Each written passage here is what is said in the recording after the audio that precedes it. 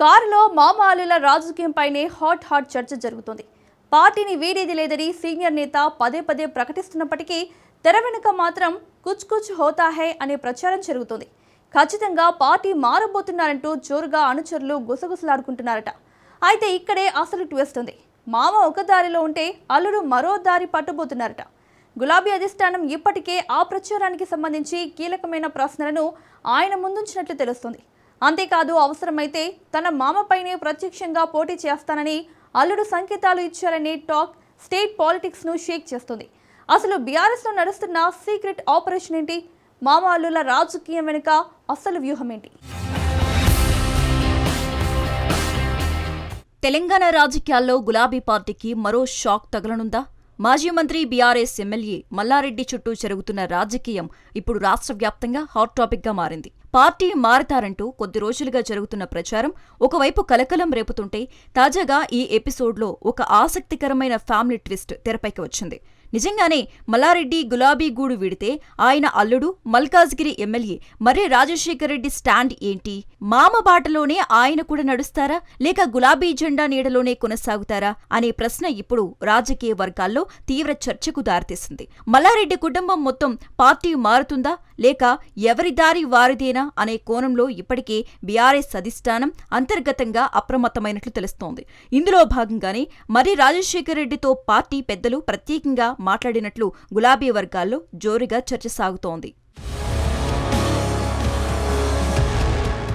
ఈ నేపథ్యంలోనే మల్కాజ్గిరి ఎమ్మెల్యే మల్లారెడ్డి అల్లుడు మర్రి రాజశేఖర్ రెడ్డితో పార్టీ అధిష్టానం ప్రత్యేకంగా మాట్లాడినట్లు రాజకీయ వర్గాల్లో గుసగుసలు వినిపిస్తున్నాయి. మీ మామ పార్టీ మారితే మీ నిర్ణయం ఏంటి అనే ప్రధాన ప్రశ్నను అధిష్టానం ఆయన ముందుంచినట్లు ప్రచారం జరుగుతోంది.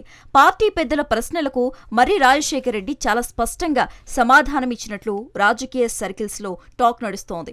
మామ మల్లారెడ్డి వ్యక్తిగతంగా ఎలాంటి నిర్ణయం తీసుకున్నా తాను మాత్రం ఎలాంటి పరిస్థితుల్లోనూ బీఆర్ఎస్ లోనే కొనసాగుతానని, పార్టీ తనను ఎక్కడా నిలబెట్టినా సైనికుల్లా పనిచేస్తానని ఆయన స్పష్టం చేసినట్లు తెలుస్తోంది. వ్యక్తిగత బంధాల కంటే రాజకీయ విధేయతకే తాను ఎక్కువ ప్రాధాన్యత ఇస్తానని రాజశేఖర్ రెడ్డి తేల్చి చెప్పినట్లు సమాచారం.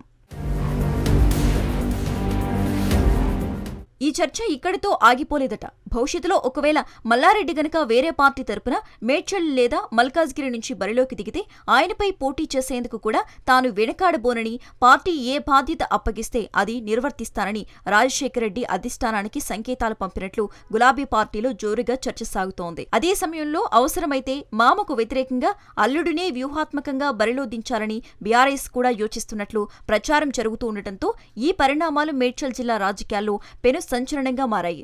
మరి ఈ ఫ్యామిలీ పొలిటికల్ డ్రామా రానున్న రోజుల్లో ఎలాంటి మలుపులు తిరుగుతుందనేది ఉత్కంఠగా మారింది. ఉమ్మడి ఆంధ్రప్రదేశ్ రాజకీయ చరిత్రలో ఎన్టీఆర్, చంద్రబాబు మధ్య చోటు చేసుకున్న పరిణామాలు ఎప్పటికీ ఒక మైలురాయిగా నిలిచిపోతాయి. కుటుంబ బంధం ఒకవైపు, రాజకీయ భవిష్యత్తు, పార్టీ విధేయత మరోవైపు నిలిచిన ఆ సందర్భాన్ని తలపించేలా ఇప్పుడు తెలంగాణ రాజకీయాల్లో సరికొత్త చర్చ తెరమీదకి వచ్చింది. ముఖ్యంగా బీఆర్ఎస్ పార్టీకి సంబంధించి జరుగుతున్న ప్రచారాలు, అందులోనూ కుటుంబ సభ్యుల మధ్య రాజకీయ పోరు రానుందన్న ఊహాగానాలు రాష్ట్ర రాజకీయ వర్గాల్లో తీవ్ర ఆసక్తిని రేకెత్తిస్తున్నాయి.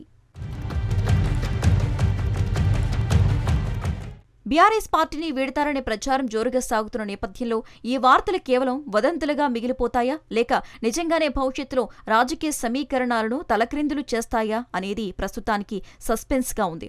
ఒకవేళ ఈ ప్రచారమే నిజమైతే మామను ఎదుర్కొనేందుకు అల్లుడు రాజకీయంగా సిద్ధమవుతారనే టాక్ స్థానిక రాజకీయాల్లో కలకలం సృష్టిస్తోంది. ఈ పరిణామాలు కేవలం ఒక వ్యక్తిగత అంశంగా కాకుండా భవిష్యత్తులో జరగబోయే రాజకీయ యుద్ధానికి నాంది పలకవచ్చని రాజకీయ పరిశీలకులు భావిస్తున్నారు.